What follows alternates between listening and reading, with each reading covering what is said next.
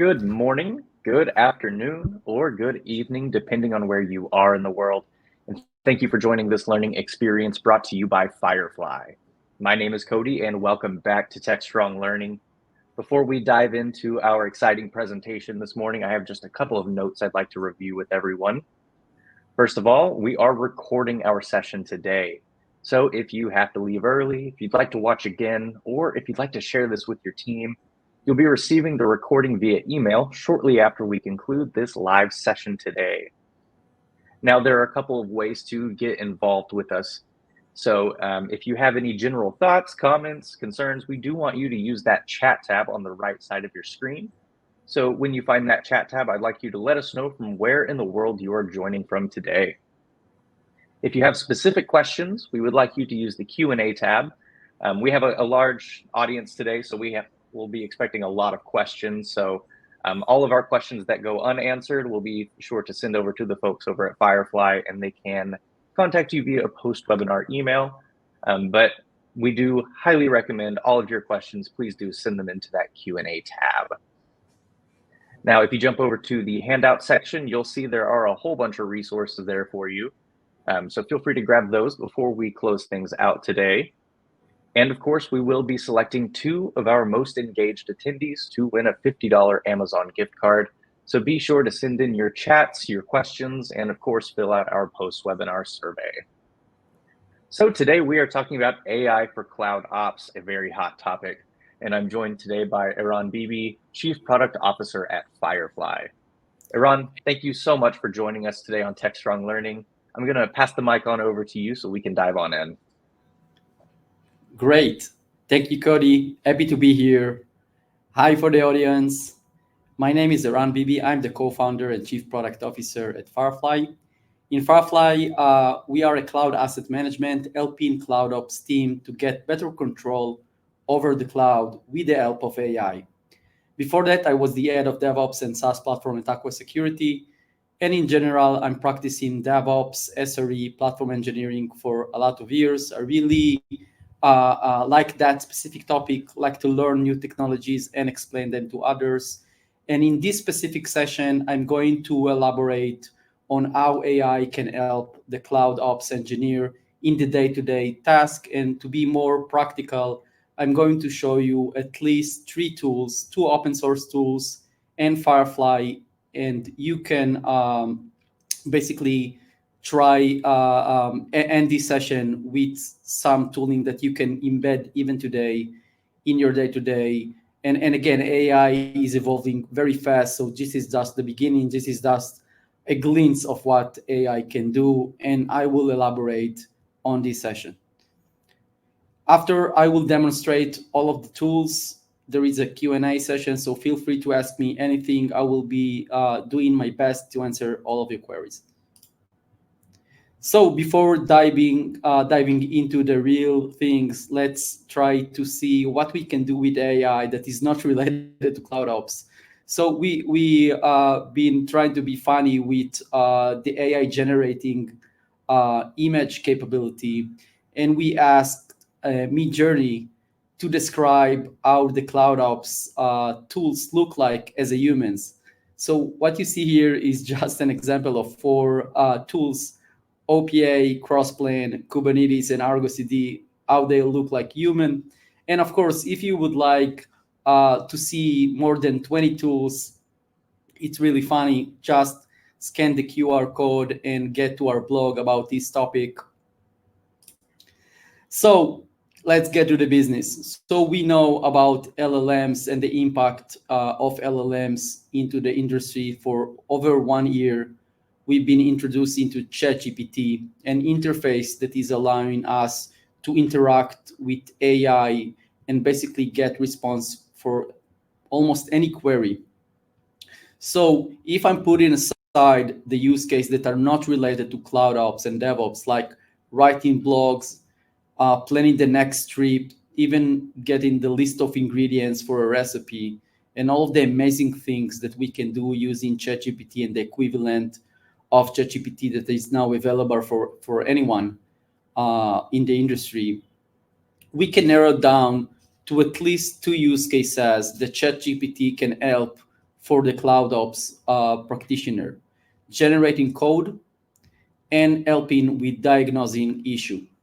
Meaning I can ask ChatGPT to generate any type of code, it will reply to me, and I can reiterate, and this is basically can save a lot of time. I can also paste an issue that I have, like a piece of log or a query, and we can see that this is almost replace all of the work that we did against Stack Overflow, and this is truly amazing. But if we are taking a brighter look of the opportunity that we have with AI and the work that we are doing with the cloud operations, we can see there is more than that, just two use cases. So we can ask AI to help us with optimizing our resources. Saving money and being optimized is one of the biggest agendas for any cloud practitioner nowadays. We can also have an automated testing, predictive analysis. If we will feed the LLM models with a specific data, we can ask him to get suggestion and basically predict what is going to happen. Chatbots and virtual assistants, generating everything as code. I will talk about that specific use case.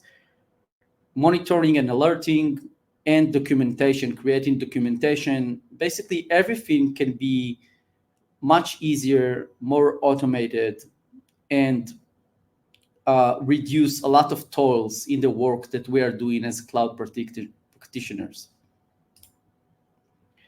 So when we map in those use cases, there is a lot of toolings and services that now available to us as users in order to make our life much, much easier. So Microsoft understands it very well. So in addition that Microsoft offering the OpenAI as a service in their Azure cloud, you can also get some of the tools that are offering, like GitHub Copilot, that is integrated with your IDE and create code and assist you with writing code. And I can tell you from my experience, even here in Firefly, the engineering team using Copilot, and of course, Copilot is example. There is a lot of equivalent of AI generated code tooling that are assisting developers. And what I see is a significant improvement with the scale and with the velocity of writing new features and writing new services using the AI assistant. And this is something that I'm highly recommending for anyone to use and try, at least give it a try. The second one is an AKS Copilot. AKS, this is the managed Kubernetes service in Azure. They are embedding the Copilot engine, the AI engine inside the Kubernetes help you, basically giving you something like an automated SRE that is helping you with diagnosing issues. I didn't try it by myself yet, but I'm looking forward to do that. And I really think this is a great potential and just giving you the glimpse of what is planning next.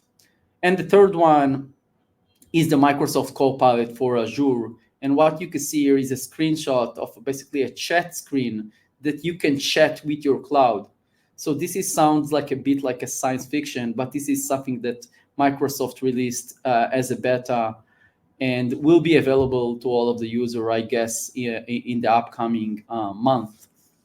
You can ask any question about the workloads and the infrastructure that you have right now in Azure and get an answer and get assistance from an AI chatbot.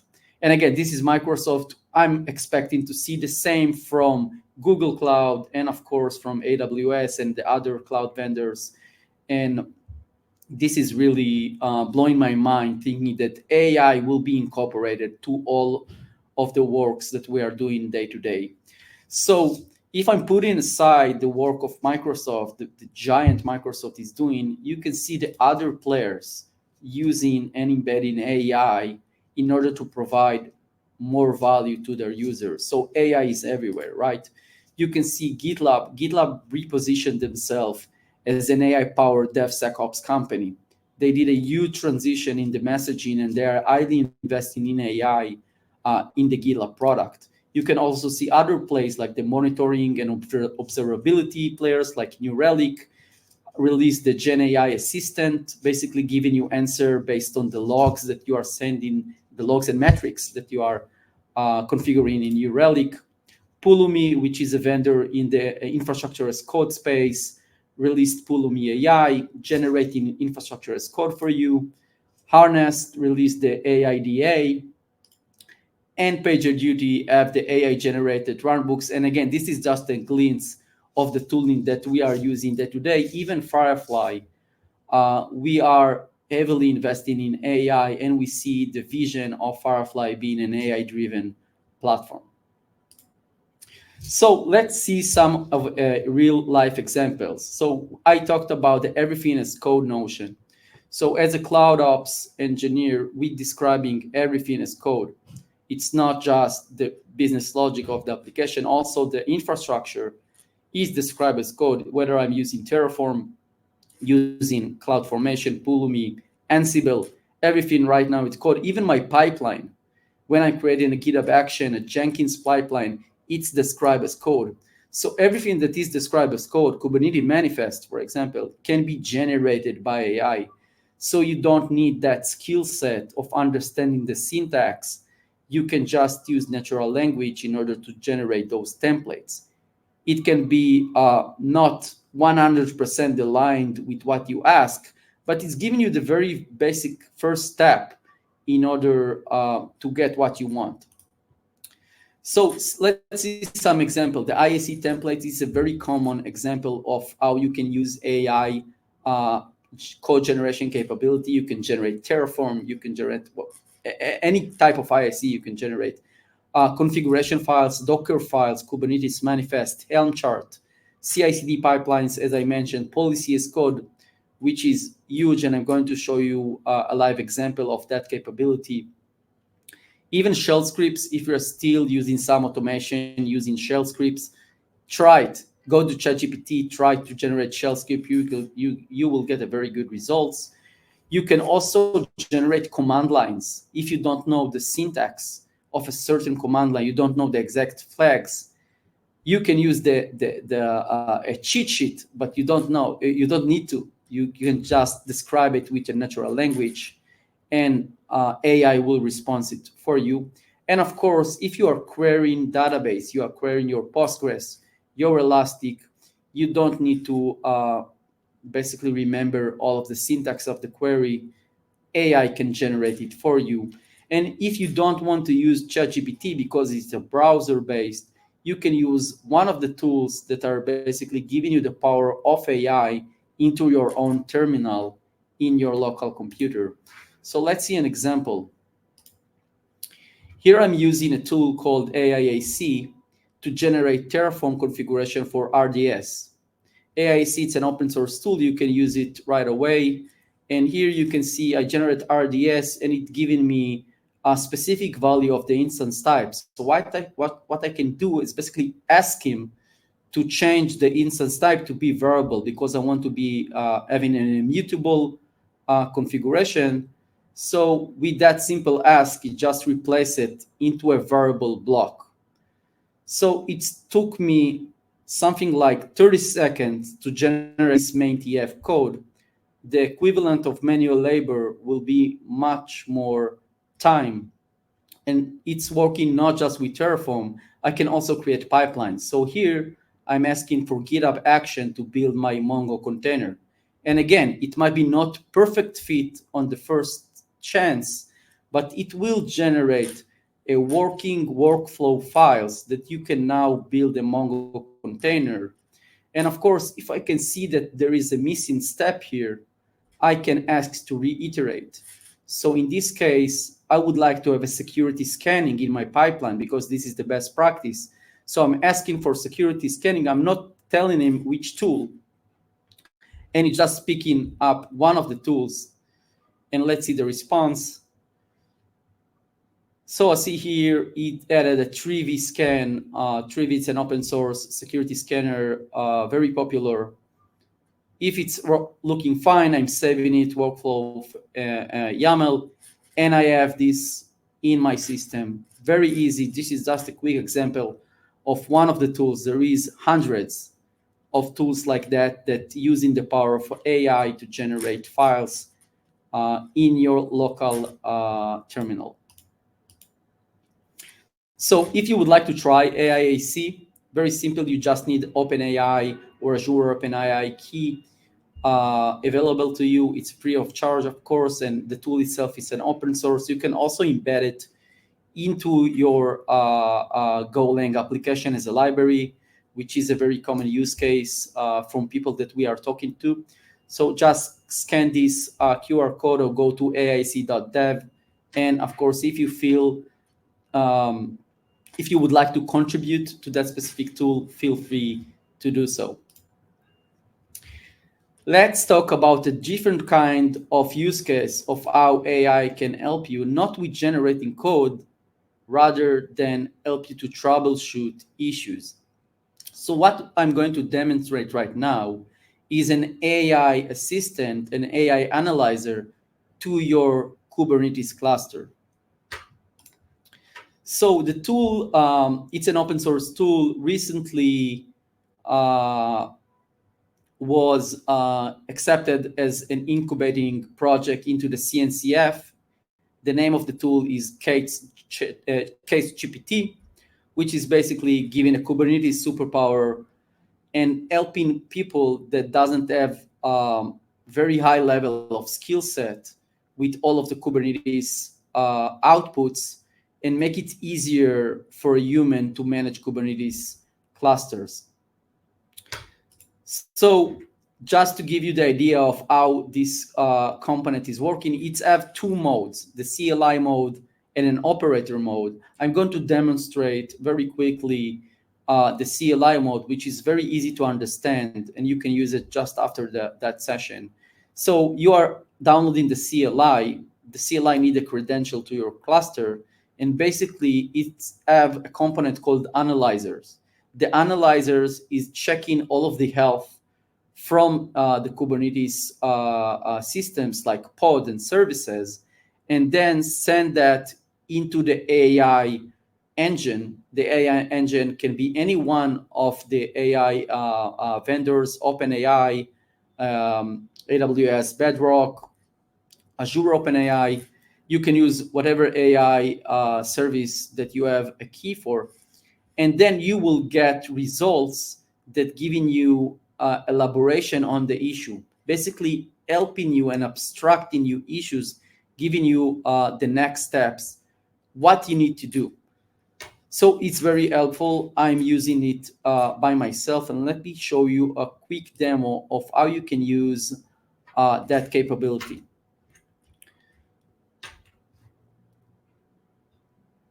So the command line is CaseGPT analyze. This will give you the list of issues that you currently have in your cluster. This is by itself very valuable, regardless the AI. It's summarizing all of the issues that it found. You can see it found like at least 5 issues, and now I'm doing -E, which is explain, and this is where the AI is involved. So what you see in green, this is basically the AI response telling you in a very human readable way what is the issue and what you need to do in order to resolve the issue. So if you don't have a CKA certificate, if you don't have very large amount of experience using and troubleshooting Kubernetes, it can be very hard sometimes. This is simplifying everything. It's basically collecting all of the issues and giving you the next step, what you need to do in a very convenient way. And of course, this is just the CLI kind of interaction. You can use the operator, which is installing the AI engine in your cluster. And then what you will get is basically a Slack integration, and you can save result into a bucket and more capability. And this is just the beginning. This is just relatively young project. I think as the community will adopt more and more of this concept of AI analyzer or AI SRE assistance, you will see that being a standard in every type of service. So this is something that you can try right away. So if you want to try it, you can download it locally if you're using Mac. So the easiest way to get it is using the brew install command. So this is the command for install the Kubernetes GPT CLI, and this is the command to install the AISC, the generating code manifest pipeline locally. And right now, I will do a short pause just to see if there is any question that you would like me to answer at that moment.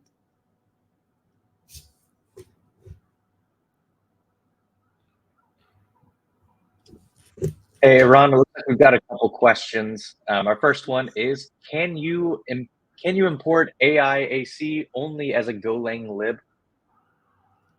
Yes, we can, and we have a few users that reach to us that basically using AIAC library in order to enhance their own application, because AIAC is a thin client in Golang that working against an API endpoint of OpenAI.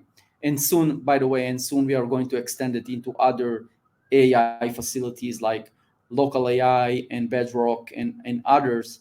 But the answer is simply yes, and this is a very common use case for AIAC. Awesome. Does AIAC tool perform any kind of preliminary validation of the generated code? At least a sanity test that the code doesn't crash or whatever? So no, what we are doing is just checking the syntax, like from lint perspective, but we don't have a way right now, or at least we did not invest in that area that actual doing the test of deployment. So because the flexibility that you have of what you are able to generate using AIC, it's so broad, it's very hard to really test and validate it and make sure it's working. For example, you can generate Terraform code for any type of service, right? It will be impossible to really deploy that, validate, and then respond to the user that it's okay. So, of course, what I'm recommending is not just to try everything on production at first. This is, as I see it, is a shortcut, is an helpful tool, but it's not going to create a production ready, out of the box in the first try. But it's definitely going to help you get the first start. If you don't have any source to copy from, use AISC, generate the Jenkins pipeline, generate your CloudFormation template, whatever. It will save you a lot of time. Perfect. Looks like we've got one more question before I let you run back into our demo. Can Kubernetes with AI assistance potentially serve as an onboarding or training tool for junior DevOps engineers? Definitely, definitely. This is a great use case.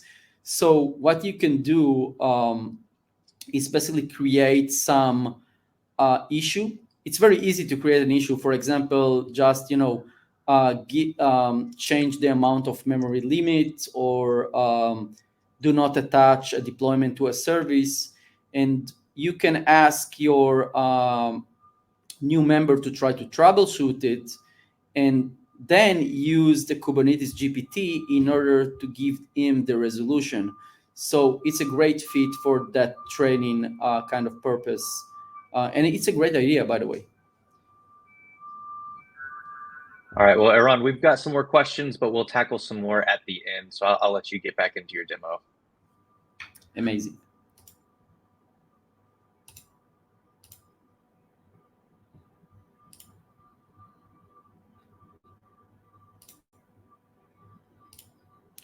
Okay, so I would like to tackle another use case for how to use AI with managing cloud in scale. And in this case, I'm going to show you a glimpse of Firefly.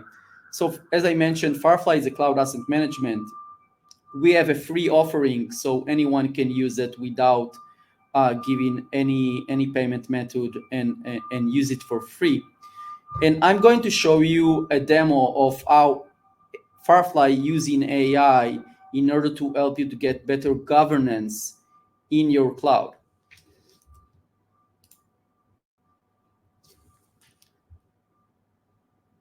So what you see here, this is one of the screens in Firefly. This is the inventory screen. Firefly getting data sources from few areas. It can be a cloud account, AWS, Google, Azure. It can be Kubernetes cluster. It can be also SaaS tools in the CloudOps ecosystem, like monitoring, identity management, like Okta, Auth0, and CDNs, Cloudflare, NS1, and monitoring system, database, PagerDuty. Everything can be incorporated into Firefly. And one of the capabilities that we are offering is uh, um, the governance capability, which help you to get better understanding of what's happening in your data sources. So let me show you how simple it is to create a governance rule using the help of AI. So here you can see the list of controls that I already have in my Firefly account, and I would like to create a custom control. I click custom control. I can give it a name. A name is just a logical reference. Let's do something like instances without proper tagging.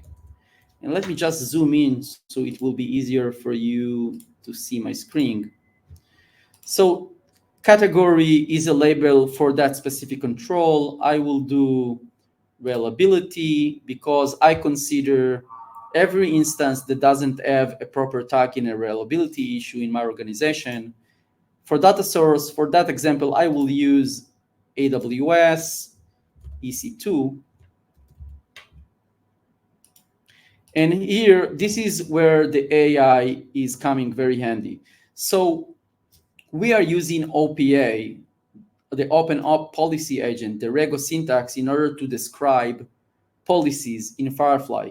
But not all of the users understanding the syntax. And to be honest, nobody have the time to learn new language. So what you can do is just simply describe the desired control in a natural language. So I will do instances without the name tag. So the name tag, it's a mandatory tagging in my environment. And I would like to find out if I have resources, if I have EC2s without that. So the generate using AI will give me a reg code, a policy that will address all of the EC2s without the tags. So the syntax is very simple, but I don't need to learn any Rego using the AI. So I can do evaluate, and this will check the policy code against my inventory. Unfortunately, I have more than 100 VMs without the name tags. So I can set a notification that will tell me each time a new VM without this tagging will be introduced in one of my account. And of course, I can set a Slack message, a webhook, any type, or even trigger a PagerDuty. So this is a very nice example. Let's try something a bit different. So let's try to do something like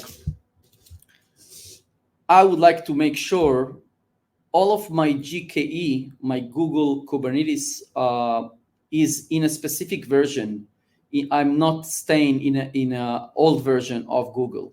So let's do GKE with old unsupported versions. This is the name of the control. Of course, it's a reliability issue. This is the category I'm putting. And now I'm selecting Google Cloud. This is the data source. And the name of the service is container cluster. So I will say something like node that are less than 125.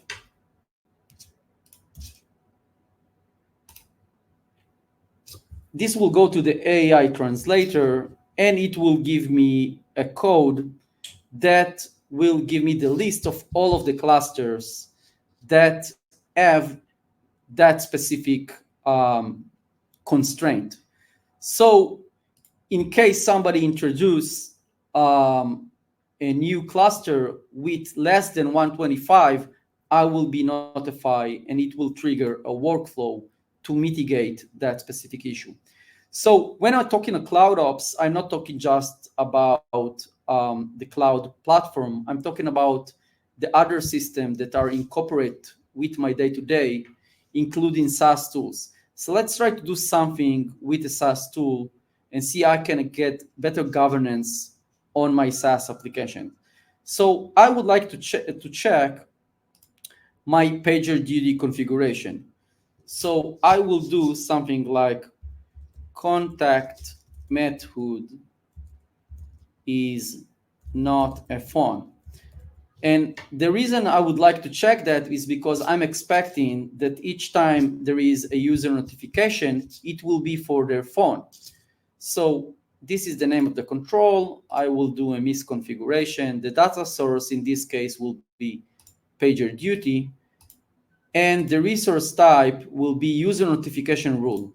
So I would like to make sure user notification rule is always set to a phone.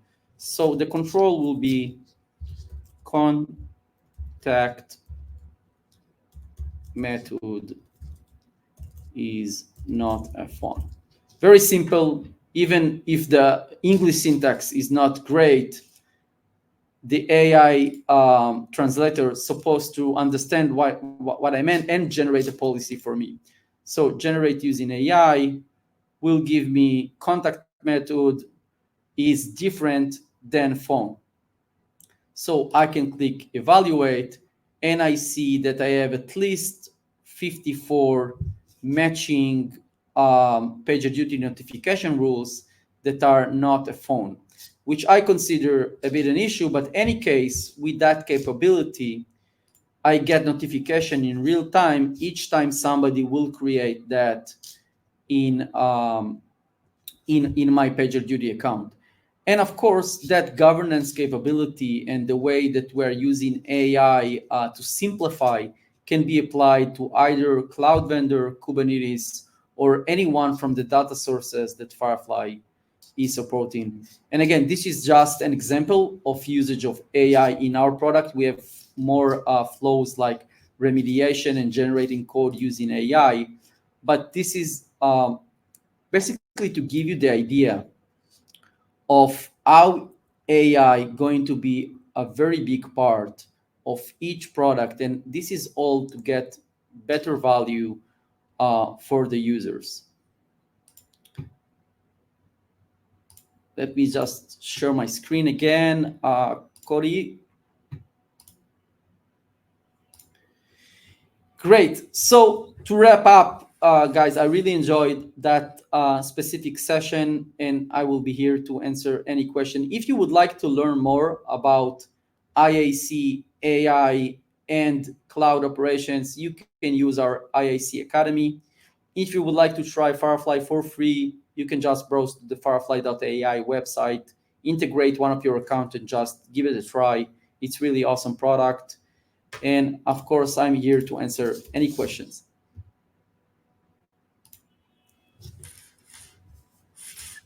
All right, so we've got a ton of questions, so I just want to thank our audience for sending these in. We've got some support on the back end helping pick some of our most relevant questions. So we're just going to start taking them from the top, Iran.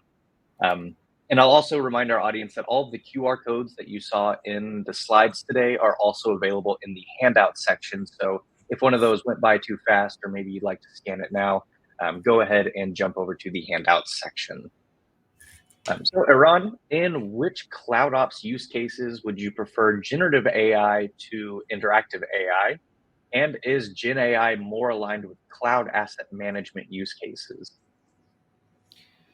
So again, as I mentioned in one of my slides, when you think about the capability of generating AI, there is basically a bunch of use cases. Right now, it's about the user sending some information to the AI engine and getting response. Can simplify work, can increase velocity, can automate a lot of daily toil. But if I'm looking what will be next, it will be more about autonomous agents. Like if I mentioned, you saw in the demo the Kubernetes GPT that is helping the SRE to get faster resolution. The next phase of that specific capability will be automatically fixing those issues. Of course, it will take time, it will take more training, more trust.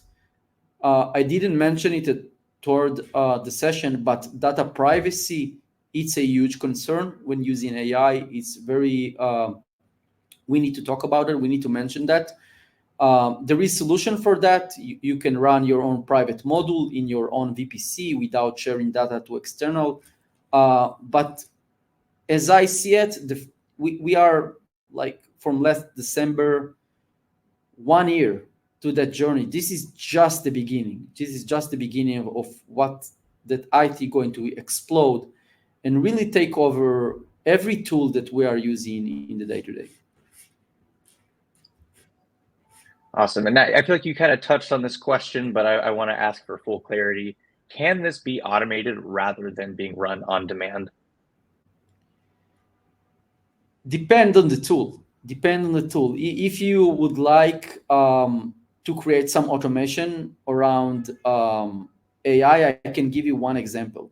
You can generate code and you can use AI to automatically generate the unit test for that code. So you can embed AI in your CI/CD pipeline and get that automated AI kind of value without the user actually interacting with the AI agent. So AI, a part of the SDLC, is something that you can see right now. The vendor are doing that. The GitLab, the Arnes, all of those CI/CD vendors are incorporating AI capability in their automation flows. Awesome. Can this be used with on-prem systems as well, like VMware, networks, and storage? Yes, definitely. Definitely. You have a way right now using open source models, and there is very good LLM models available in the open source, and you can download them. The performance will be depend on the compute and the model, the LLM model that you are basically choosing, whether there is how many parameters there are. But yes, AI can be used locally without accessing any outside network. So, Iran, in your experience, how common are hallucinations in AIAC, such as suggestions of non-existent properties? It is exist. I saw something, and it really depends on the amount of iterations.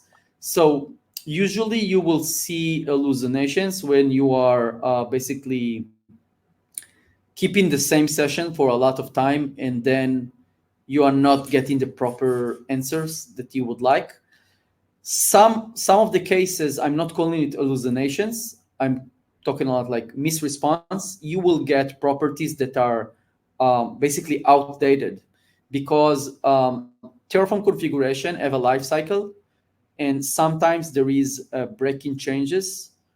For example, a very famous example is how you describe an S3 bucket in Terraform.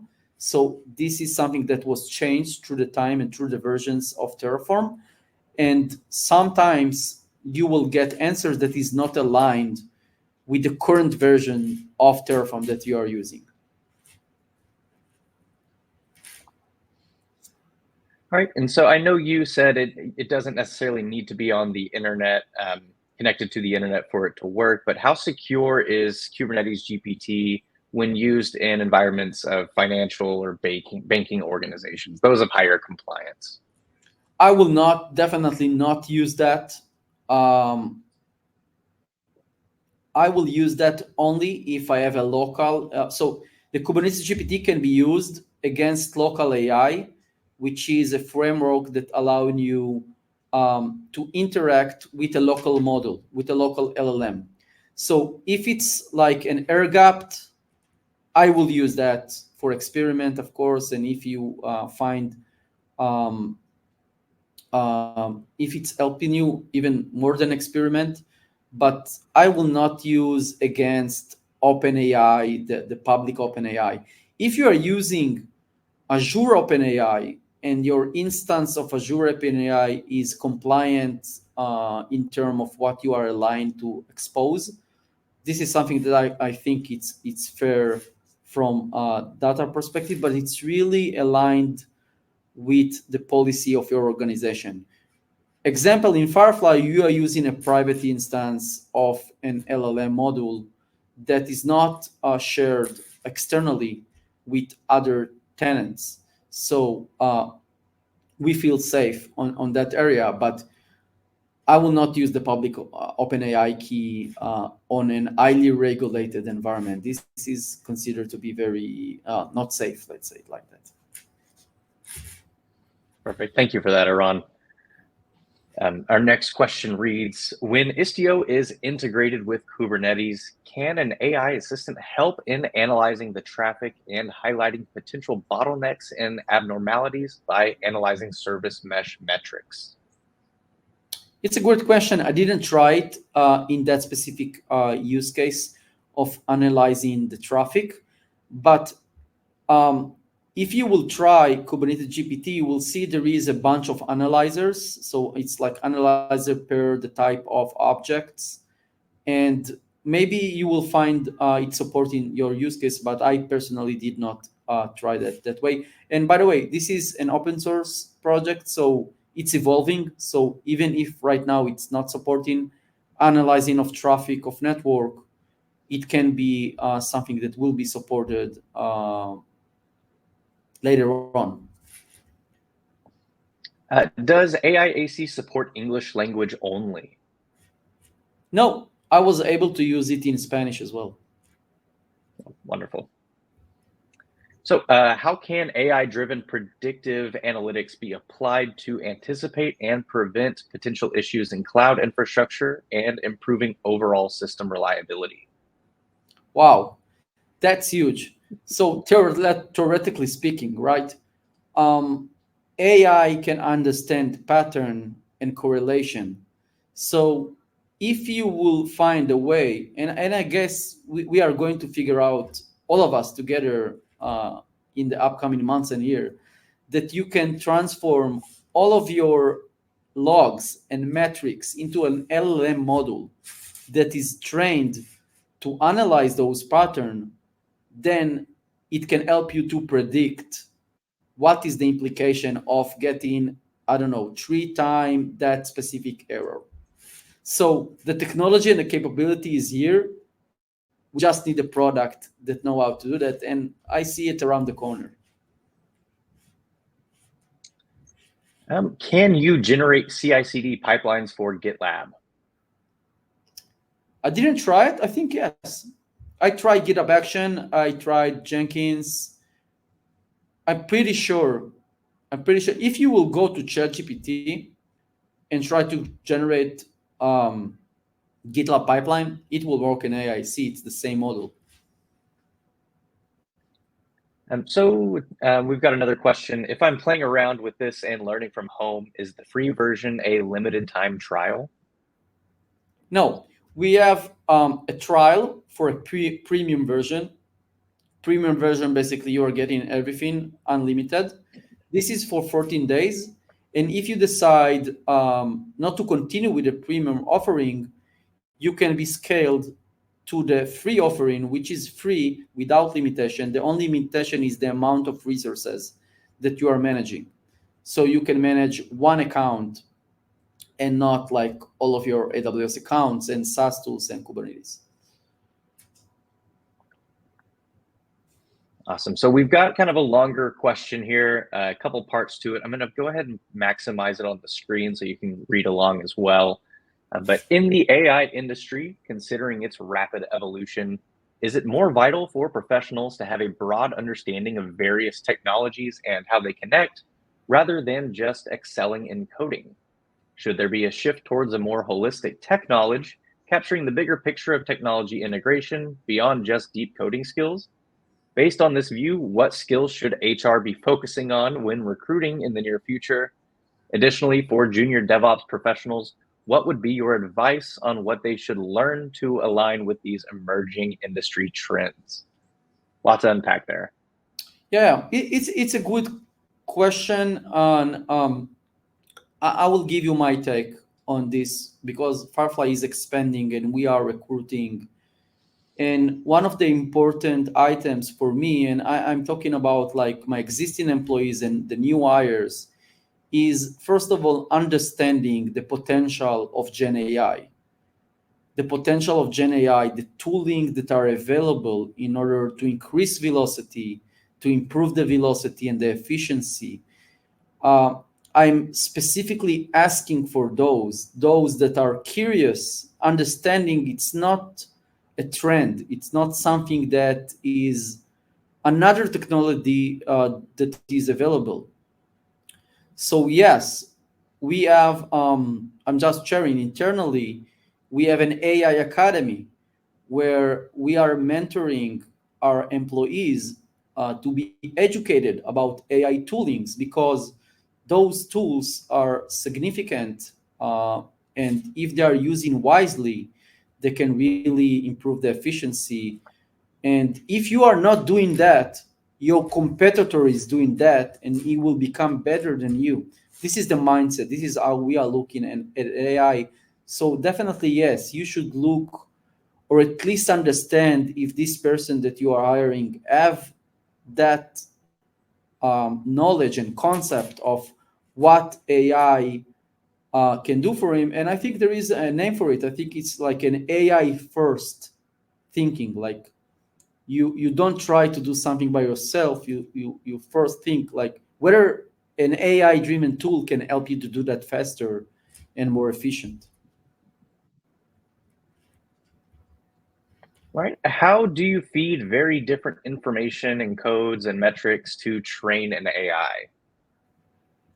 So train an AI, it's a huge topic. I will say it's out of the scope of that specific discussion because it's involve a few methods that are need to be learned of how to do that. That also cost related and time related, and there is a compute involved on how to train models. There is a few ways to do that. There is embedding. There is other types of how to train a model. And eventually I think what people right now looking at is how to train AI with their, like the simple use case of training AI. Everybody looking for how to train AI with my own company data, with my own knowledge base, know-hows, and how I can get an AI chatbot that I will ask anything and he will give me a specific answer, not generic answer,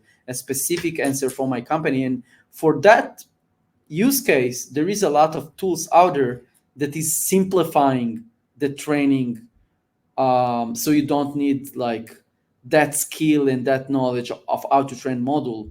They're just abstracting and you can upload files and upload PDF. So if you are, let's take it to the CloudOps engineering. If you have a large knowledge base, I don't know, a wiki, documentation, root cause analysis documents, like a huge Google Drives with a lot of how to's that related. You can train AI with that data and get better response and get better knowledge sharing and better conclusions. And this is something that you can try without having the knowledge of how to train models. So, Iran, what are your thoughts on the future of the IAC industry, especially around Terraform and things like OpenTofu? Wow. So this is not related to AI. OpenTofu, for anyone that's not familiar, is a fork created from Terraform project once HashiCorp decided to change their license agreement. And basically, there is no nice way to say it, closed source Terraform. As for the future, OpenTofu just GA today. I think today or yesterday night. It's happening right now. So it was in alpha and beta in the past few weeks. and it's now GA.